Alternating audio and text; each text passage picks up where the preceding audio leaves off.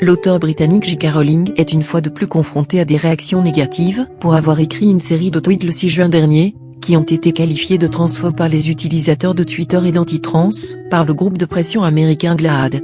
La critique a commencé après que l'auteur de la série bien aimée des Harry Potter ait souligné l'utilisation de l'expression « les personnes qui ont leurs règles » dans un article d'opinion de Devex, une plateforme médiatique pour la communauté mondiale du développement, intitulé Opinion, créer un monde post-Covid-19 plus égalitaire pour les personnes qui ont leurs règles. Les personnes qui ont leurs règles? Je suis sûr qu'il y avait un mot pour ces gens. Que quelqu'un m'aide. Vu Ben. 20 pundes. Mohamed. Rowling a tweeté.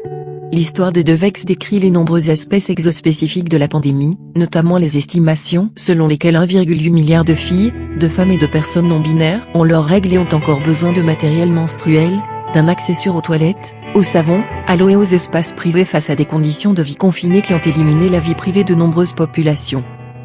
Bien que Madame Rowling ait déclaré qu'elle pensait que le titre devrait plutôt faire référence aux femmes, les utilisateurs de Twitter n'ont pas tardé à lui rappeler que les femmes ne sont pas les seules personnes à avoir leurs règles.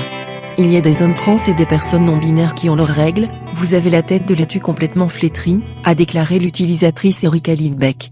Cependant, Rowling a doublé sa position en écrivant « Si le sexe n'est pas réel, il n'y a pas d'attirance pour le même sexe.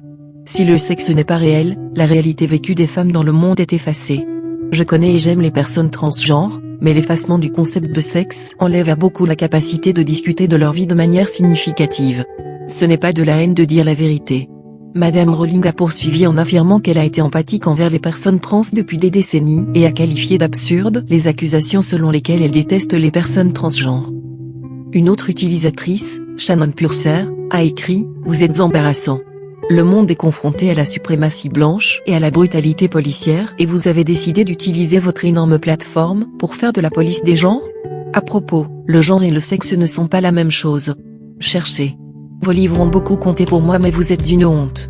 Honte à vous. » Le groupe de défense américain GLAAD, qui se consacre à l'égalité des LGBTQ, a qualifié ses commentaires d'anti-trans. L'organisation a également déclaré « J.K. Rowling continue de s'aligner sur une idéologie qui déforme délibérément les faits sur l'identité de genre et les personnes trans.